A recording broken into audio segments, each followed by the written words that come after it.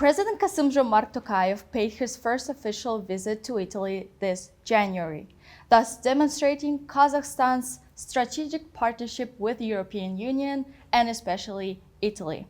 Today we're here with the Ambassador Marco Alberti.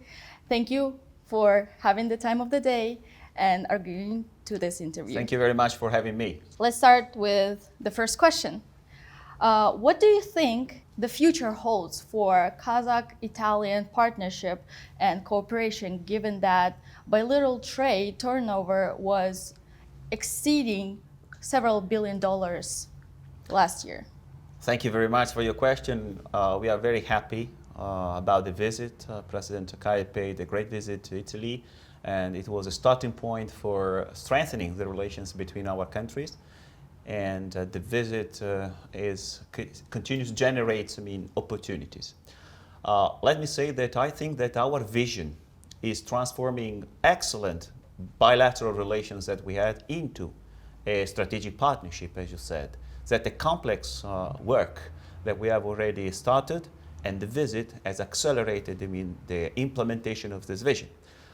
Trade turnover is one key point of this strategic transformation of our bilateral relation, but it is not the only one. We are working on different sectors. Trade is one, and the trade turnover has tripled over the last 3-4 years, which is a very good sign. But there are also investment, so not only made in Italy, but also made with Italy. Italian investment in Kazakhstan that we are trying to promote in different sectors. But also cultural relations. We opened an Italian Cultural Institute in Almaty, which is the only one in Central Asia, because we believe that cultural relations can be a platform to strengthen and make our relation more strategic. And also university cooperation, inter-university cooperation. We have 97 agreements between Italian and Kazakh universities, and some more will come. So the idea is not focusing on just one sector or one areas of the cooperation, but extending and expanding cooperation to make it more strategic. Thank you for your answer. It was very insightful.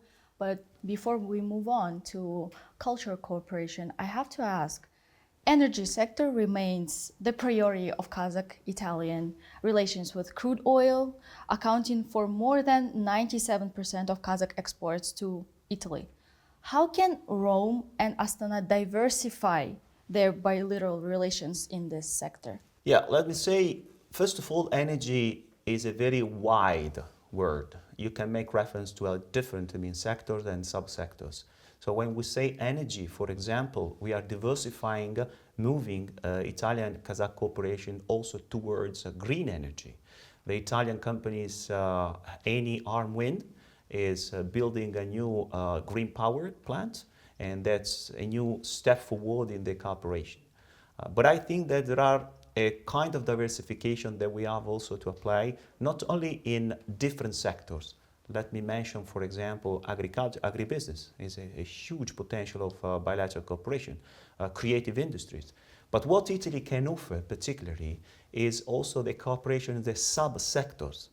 Just to mention, let me mention, for example, in the oil and gas sector, which is the traditional one of our cooperation, Italy produces the 33% of oil and gas valves in the world. So it's a very specific point of excellence in the value chain that we want to emphasize. Or if you take, for example, automation, nobody or just a few people know that Italy has the largest robotic industry in Europe. 655 companies, and that's another sector where we can strengthen cooperation. Nanotechnology and nanomaterials. Kazakhstan is growing in digitalization, in automation, in all these strategic areas, and Italy can offer something very interesting in terms of products, but also in terms of companies, as particularly small and medium enterprises, which own top-notch technologies and are very open to internationalize. To add onto that point, do you believe that switching to uranium and rare earth minerals will have a potential in that respect? Yeah, we don't want to switch, we want to add. Oh. It's another land of opportunity, and the EU is looking with great interest to Kazakhstan. EU Critical Rare Earth Act It's a starting point for us. And in 2022, on the sidelines of the COP27 in Egypt, EU and Kazakhstan signed a strategic MOU. Now there is a roadmap to implement this particular sector. Kazakhstan, has 16 or 17 of the 34 critical materials that are necessary to implement a green industry in Europe. So the potential is great. In my view, we should not make the mistake to concentrate only on extraction, but also to connect this new opportunity to, for example, the logistic and transportation infrastructure. So the middle corridor, all the investments that we are promoting in the middle corridor are functional also to increment and facilitate the export or the import of rare materials towards Europe. We don't want only rare earth. We want also to have a cooperation on critical materials along the entire value chain, bringing technology to help Kazakhstan develop its own technology. Thank you for clarifying that. And moving on, I want to talk about investment. Last year, Kazakhstan saw a 30% increase of Italian investment inflow into our country. Can you describe what projects does Italian business find the most promising here in Kazakhstan? What attracts Italian investors the most? I think that, in Italy, Italian companies have started looking at Central Asia, and particularly Kazakhstan, in a different way. Kazakhstan is more well known in Europe for opportunities that the country can offer, but also for the level of cooperation that the two countries at institutional and political level have reached out to. So that's a key point. Two friends country is a facilitation, friendship between countries is a facilitation for business as well. And what we bet on at the beginning, as far as I'm concerned, at the beginning of my mandate, was to reflect the right perception of Kazakhstan in Italy. And that was the first step. Now we are trying, to diversify, as I said, because the potential of the cooperation is not just concentrated on one sector. So agribusiness, I mentioned agribusiness is something that is interesting. Or, for example, the creative industry. Kazakhstan is promoting creative industry. There is a great talent here, a lot of talent. Italy can offer companies which are very developed in this sector. But let me also add something, that what we can do in terms of increasing investment is attracting small and medium enterprises. Kazakhstan is very complementary to Italy. You have big state-owned companies, and you need to diversify towards small and medium enterprises, and Italy can do it, can help in this. Small and medium enterprises in Italy account for 95% of our GDP. So I think it's a great richness for our economy that we can share. Of course, attracting small and medium enterprises as a condition. They don't look at opportunities only, but they look at risks. So what Kazakhstan is doing, improving their business environment, is reducing risk, reducing the uncertainty that can block the investment. Building up more on that topic, how does Italy access investor regime in Kazakhstan? In addition to successful cooperation between our countries in the energy industry, do you plan to expand cooperation in Kazakhstan in other areas? We talked about energy and agriculture and more. Yes, I think that in order to be effective in attracting investment, you need to prepare the ground. So what we have done over the last 2 years is preparing the grounds for investment, which means in Italy, having an offering as a small and medium enterprises support to internationalization towards Kazakhstan. We have two agencies, CIMEST and SACE, which work very intensively on promoting the internationalization company and granting the credit and so the conditions which are necessary, particularly for small and medium enterprises. Second point is working together with Kazakhstan to improve the business environment, which is not just taxation or just access to credit, but it's also a link between political institution, regulatory framework of the country. So these measures are to prepare investment. Then we are choosing. Any strategy means choice. If you don't make any choice, everything is priority. But you see, everything is priority, nothing really is. So we chose some sectors, which I've mentioned. Energy, not only traditional energy, but also green energy, agribusiness, infrastructure, and creative industries. But we also have some more to add, which are automation and robotics. And last but not least, the last point that we are developing is not just focusing on the traditional point of the value chain, but exploring any other opportunity. Let me say that green energy doesn't mean only wind pails or solar panels. It means grids, for example, electric grids, infrastructure, digitalization and modernization of the infrastructure, which is functional to the process of carbon towards the carbon neutrality by 2060. So we have a lot of companies, for example, which are world champions, world leaders in the electric cables or in the digitalization of the infrastructure. We are inviting them. Can you name some project currently working and going on in Kazakhstan, in the sector of green energy, for example? Yes, of course. I mean, the most relevant, significant project is the one that has been implemented also thanks to the visit of President Tokayev to Italy, which is a hybrid project in Mangistau, performed by ENI and Kasym-Jomart. They are working on. The idea is offering, this country, the top-notch technologies that ENI and Armwind can offer in terms of green energy and transformation. Hybrid is something very innovative in this country. It's a real concrete project that we want to have implemented very soon. Meanwhile, we are working on the agribusiness sector with some specific project in the food processing. What we noted, and Kazakhstan is very strong in terms of production, but there is a lot of space for cooperation in the food processing, particularly in the Almaty region. So just to mention some, we have many more. Also functional to not only to sell or to bring investment, but also to create in Kazakhstan some service centers and skilling point, for Kazakh in order to increment also the skilling of people that is necessary, to support this transition. Is there a plan to bring Italian companies connected to food processing into Kazakhstan, probably build factories and cooperate with agricultural sector of Kazakhstan? There is no specific plan because companies know exactly what they can do and what they want to do. What Italy and the Italian institutions, the embassy, but also the Italian trade agency in Almaty, what we can do and what we want to do and what we are doing is helping them knowing the market, helping them knowing the facilities that Kazakhstan can offer, knowing them, to prepare the ground for the investment. But there is no plan because companies are very flexible today and they perfectly know if they want and where they want to invest.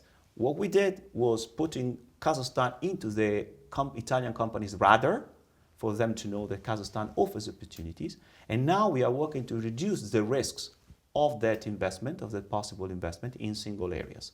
And during this day, there is a quite relevant business mission from SACE, which is our governmental agency aimed to cover the risk. We have 3 or 4 projects that I cannot mention now, but they are on the pipeline with different Kazakh counterparts. And we believe that by the end of the year, we can announce something interesting. I would like to move on to a different topic, which you briefly mentioned, taxation. Starting next year, the tax code will change in Kazakhstan, which will also affect foreign businesses. What changes will be made to the work of Italian investors and business representatives in Kazakhstan, taking into account these amendments to tax code? Let me say that my feeling is that the tax code is not to affect, but to attract companies. So we believe and we hope that the new tax code will be functional and instrumental to increase the foreign investment in Kazakhstan. If you allow me to add something, I think that the taxation, the real enemy of investment is not taxation. Of course, companies want to pay taxes. The real enemy is uncertainty. So I didn't I'm not an expert. I didn't analyze, the proposal of the reform of the tax code in detail. But what I hope and what I'm sure about that the code is very good and will be very good if it will be able to reduce uncertainty, as the Kazakh government wants to do. This is part of the new Kazakhstan, that President Tokayev is designing. And let me say that taxation is part of the improving of the business environment, which includes not only taxes, but also a general policy of attraction of investment at institutional level, at regulatory level. What we are waiting for is that the tax code not only that can be able to reduce the risks that any country can have in terms of investment. Kazakhstan is working hard on this, and if the tax code is part of this general policy of attraction of investment, will be very good. What we are scared of, not only in Kazakhstan, everywhere in the world, is retroactivity. What businesses are afraid of is retroactivity. What they need is a forward-looking vision, a forward-looking instruments which grant stability, which grant visibility into the future, particularly in this time of uncertainty, of geopolitical turmoils. So tax code can contribute to this. You mentioned political turmoils in our current time. Recently, President Kasym-Jomart Tokayev published his article in Euronews talking about middle powers. In your opinion, in the current realities, are middle powers really capable of changing the diplomatic and geopolitical agenda? Yes, I do. I believe, because what I see is countries facing existential threats and global challenges. And such scenario can be faced only through cooperation. So cooperation is much better than confrontation in order to face these existential threats that we are all facing around the world. And middle powers have the power and the possibility to reshape a new concept of multilateralism. And the multilateralism essence is cooperation.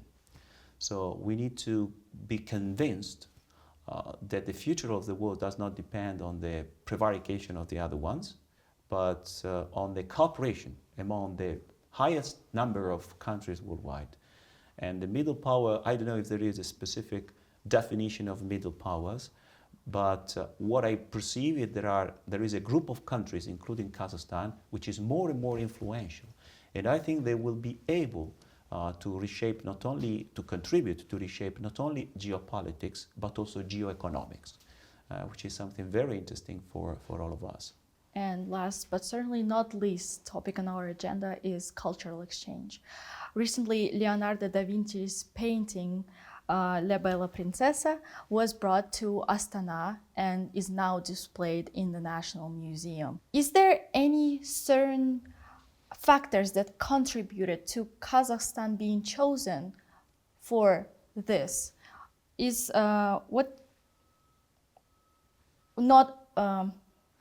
there any factors that contributed to Kazakhstan being chosen instead of any other Central Asian country, for example? We have lived an extraordinary year of our bilateral relations.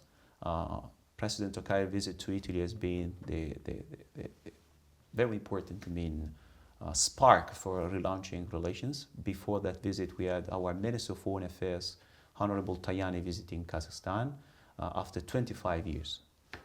Since the previous visit, the trade turnover has grown, the cooperation is good, and we wanted something exceptional. Last year in November, we inaugurated the Italian Cultural Institute. We believe that Kazakhstan can be a hub also for cultural cooperation in Central Asia. We wanted something exceptional, and we believe that Leonardo da Vinci is something exceptional. So that marks the idea that this year must be remembered as a very key year of our diplomatic and bilateral relations. This project has been possible thanks to a teamwork.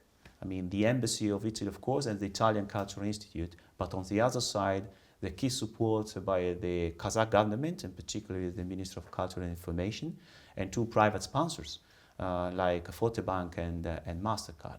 That was key. Whatever each one of these actors has been fundamental and necessary to have this great initiative in Kazakhstan. And the Scriptamanent, which is the curator, gave its contribution to have I think, a unique event, cultural event. And around this event, we want, to develop many other buy-side initiatives on the touristic side, for example, on the economic and promotional side, like fashion and fashion event and touristic promotion and something like that. Let me say that Kazakhstan deserves this. Deserve Leonardo da Vinci, which represents for us the concept of modernity. We wanted to transmit to Kazakhstan our concept of modernity, which is not only innovation, but it's innovation plus tradition. How we can develop our tradition in order to launch our countries towards the future. That's what Leonardo da Vinci represents. And Kazakhstan has, responded very well to this initiative. 12,000 visitors over the first 3 weeks. Of the exhibit, so we also thank the Museum of the Republic of Kazakhstan for his availability, and it's just the first step to have a great platform of cultural relations. Do you think there is a possibility of bringing more? Do you think there is a possibility of bringing more paintings like that are historically and culturally valuable to both our countries, not only from Italy to Kazakhstan, but from Kazakhstan to Italy as well? We are already working on the next year initiative, by the way, not necessarily on painting, but the key point for us is culture as a basis to strengthen our relations and also to promote business. Because culture is not only exhibitions, it is a key engine to promote business. So yes, we are working on new initiatives in the cultural side. This year, December 5, in Astana, at the Astana Opera, we will have a great concert of arias, lyric arias dedicated to Puccini, because we are celebrating 100 years of Puccini's death this year. It's going to be another big initiative in terms of culture, and preparing the next year initiative. That's a surprise, but we are already working on a big shot initiative for summer next year. I would like to lightly talk about, we briefly mentioned education. There is a rise of Kazakhstani students and teenagers going to Italian universities. And I would like to touch bases on that topic as well. What can you say about our cooperation in educational field? And is there a possibility to bring Italian universities, attract them to us as well? Yes, of course, there is, and there is already projects on this.